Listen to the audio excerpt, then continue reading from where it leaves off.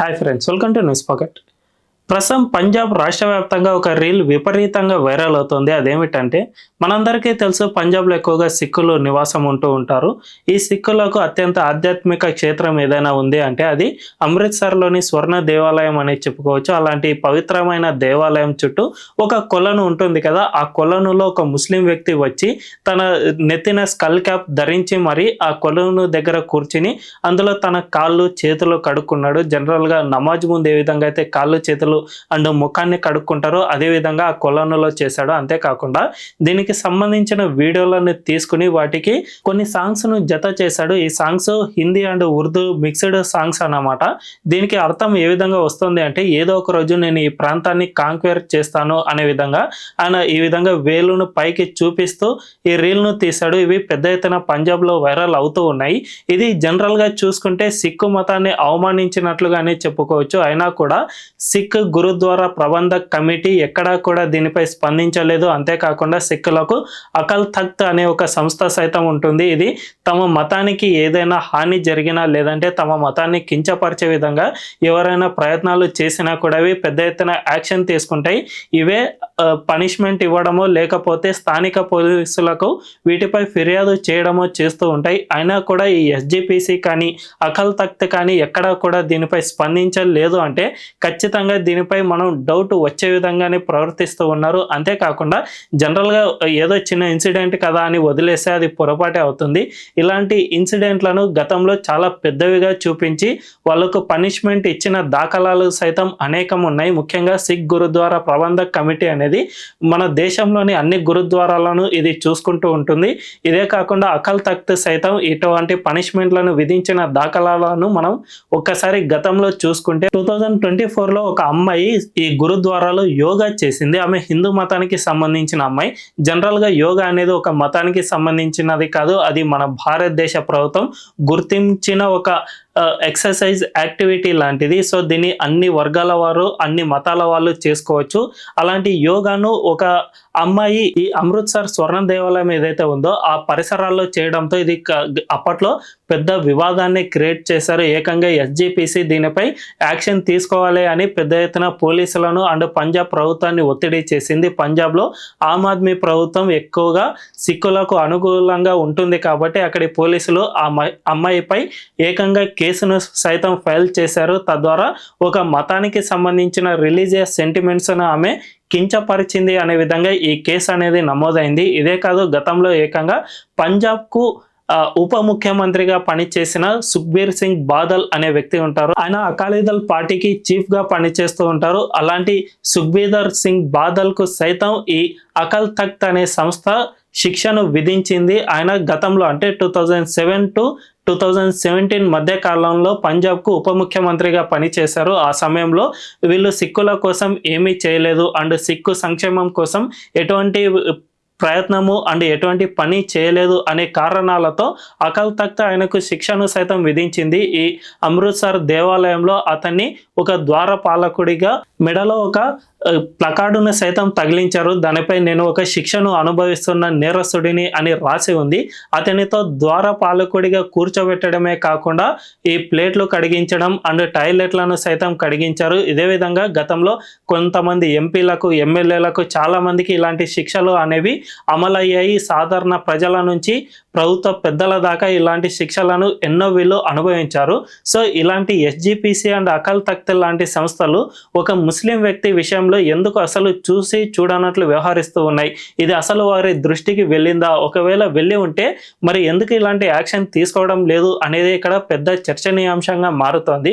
మనం అందరం దీన్ని ఒక్కసారి క్షుణ్ణంగా పరిశీలన చేస్తే ఈ సంస్థలన్నింటినీ కూడా ఎవరో తెలియని వ్యక్తులు నడిపిస్తున్నారా అనే అనుమానం అయితే కలుగుతుంది. నిజానికి సిక్కు సమాజం అనేది మన భారతదేశంలో నుంచే పుట్టుకు వచ్చిన సమాజం. మన హిందూ మతం గతంలో అనేక ఒడిదుడుకులను ఎదుర్కొంటున్న నేపథ్యంలో అండ్ ఈ వలసవాద పాలకులు ఎవరైతే ఉన్నారో వీళ్ళ నుంచే మనం అనేక అత్యాచారాలు అఘాయిత్యాలను ఎదుర్కొన్నాం. మన దేవాలయ ధ్వంసం అండ్ సనాతన ధర్మ విధ్వంసం జరుగుతున్న సమయంలో సిక్కు గురువులు ఈ సిక్కు మతాన్ని స్థాపించారు అండ్ ప్రతి ఒక్క హిందూ కుటుంబం నుంచి బలవంతుడు ఒకరు బయటికి వచ్చి సిక్కు మతంలో చేరాలి. వీళ్ళందరూ కూడా హిందూ సనాతన ధర్మంతో పాటు మన దేశ సాంస్కృతిక వారసత్వాన్ని మనం కాపాడుకోవాలి. సో మనం ఈ సిక్కు సమాజాన్ని క్రియేట్ చేసుకుని మనందరం విలువిద్యల్లో ఆరితేరాలి. అప్పుడు తప్ప మన భారతదేశాన్ని మనం కాపాడుకోలేం. దీన్ని ఇలాగే వదిలేస్తే మన దేశంలో సంస్కృతి సాంప్రదాయాలు మన దేశ మూలాలన్నీ కూడా నాశనం అయిపోతాయి. సో మనందరం కూడా ఈ సమాజాన్ని తయారు చేసుకోవాలి అని సిక్కు గురువులు భావించడం వల్ల మాత్రమే ఇప్పుడు సిక్కు సమాజం పుట్టుకు వచ్చింది. ఈ సిక్కు సమాజం ఇప్పటికీ కూడా మన ఆర్మీలో ఎనలేని సేవలను అందిస్తోందనే చెప్పుకోవచ్చు. ఆర్మీలోని ఉన్నత స్థాయి అధికారులు ఎక్కువగా సిక్కు కమ్యూనిటీకి చెందిన వాళ్ళే ఉంటారు. వీళ్ళంతా కూడా విలువిద్యలో ఆరితేరిన వాళ్ళు.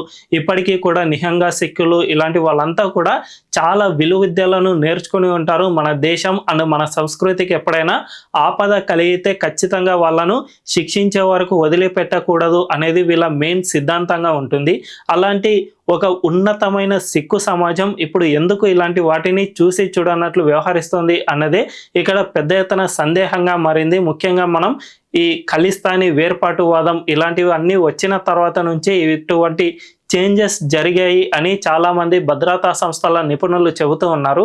ముఖ్యంగా భింద్రన్ వాలే అనే వ్యక్తి ఈ సిక్కు సమాజాన్ని ఉపయోగించుకుని ఆ ప్రాంతాన్ని మొత్తంగా వేరు చేసి పంజాబ్ మొత్తానికి తానే ఒక ప్రధానిగా లేకపోతే తానే ఒక నాయకుడిగా ఉండాలి అనే దురుద్దేశంతోనే ఈ సిక్కు సమాజం మొత్తాన్ని ఒక చెడు మార్గంలో నడిపిస్తూ ఉన్నారు అనే విధంగా మనం ఖచ్చితంగా చెప్పుకోవచ్చు. నిజానికి ఈ భింద్రన్ వాలేని పెంచి పోషించింది కూడా ఇందిరాగాంధీనే. ఆమె వల్లనే ఈ భింద్రన్ వాలే మన దేశంలో ఒక సమాంతర ప్రభుత్వాన్ని ఏర్పాటు చేశాడు. పంజాబ్లో గతంలో భింద్రన్ వాలే హయాంలో ఏ విధంగా ఉండేది అంటే ప్రభుత్వం చెప్పిన మాటను అధికారులు వింటారో లేదో తెలియదు, కానీ భింద్రన్ వాలే చెబితే ప్రభుత్వమే దిగి వచ్చే స్థాయిలో గతంలో ఉండేది. అలాంటి వ్యక్తి తన వ్యక్తులకు ఇటువంటి తుపాకులు ఇవన్నీ ఇచ్చి మన భారతదేశానికి వ్యతిరేకంగా తన భావజాలాన్ని నూరిపోశాడు. అలాంటి భావజాలం ఇప్పటికీ సైతం కొనసాగుతూనే ఉంది. ఇప్పటికీ కూడా చాలా మంది పాకిస్తాన్ లేదంటే ఈ కెనడా నుంచి ఖలిస్తానీలు ఎవరైతే ఉన్నారో వాళ్ళే వీళ్ళను నడిపిస్తూ ఉన్నారా అనే అనుమానాలు సైతం అనేక మందిలో ఉన్నాయి. ముఖ్యంగా అమృత్ పాల్ సింగ్ ఎవరైతే ఉన్నాడో ఆయన మన భారతదేశానికి వ్యతిరేకంగా ఆయుధ శిక్షణ సైతం ఇచ్చాడు. అంతేకాకుండా ఈ పంజాబ్ను మన దేశం నుంచి వేరు చేయాలి అనే ఉద్దేశంతోనే ఎన్నో ఇల్లీగల్ యాక్టివిటీస్కు పాల్పడ్డాడు. అలాంటి వ్యక్తిని సైతం అక్కడ ఎంపీగా ఎన్నుకున్నారు అంటే ఖచ్చితంగా ఇక్కడ భావజాలంలో అనేక మార్పులు వచ్చాయనే చెప్పుకోవచ్చు. సో ఇప్పటికైనా సిక్కు సమాజం అండ్ అందులోని పెద్దలందరూ కూడా దీనిపై ఆలోచన చేయాల్సిన అవసరం ఎంతైనా ఉంది. బీజేపీ నేత అయిన తజిందర్ పాల్ సింగ్ బగ్గా ఇదే విషయాన్ని గతంలో అనేక సార్లు చాటి చెప్పారు. సో ఇప్పటికైనా సిక్కు సమాజం అనేది దీనిపై అవేర్నెస్ తెచ్చుకోవాల్సిన అవసరం ఉంది. ఈ సమాజాన్ని కొంతమంది అతీత శక్తులు లేదంటే విదేశాల నుంచి కొంతమంది నడిపిస్తూ ఉన్నారు అని మనం స్పష్టంగా తెలుసుకోవాల్సిన అవసరం ఎంతైనా ఉంది.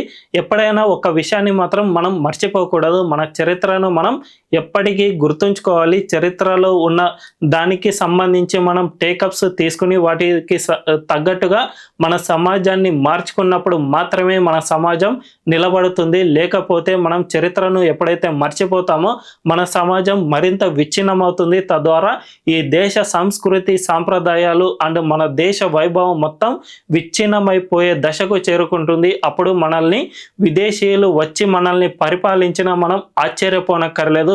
సో ఇప్పటికైనా సిక్కు సమాజం ఈ విషయంపై ఆలోచన చేయాల్సిన అవసరం ఎంతైనా ఉందనే చెప్పుకోవచ్చు. మరి ఈ విషయంపై మీ అభిప్రాయం ఏంటో కామెంట్ల రూపంలో తెలియజేయండి. అండ్ ఈ వీడియో కనుక మీకు నచ్చినట్లయితే ఖచ్చితంగా మా ఛానల్ని సబ్స్క్రైబ్ చేసుకొని బెల్ ఐకాన్ క్లిక్ చేయడం అస్సలు మర్చిపోవద్దు. Thank you.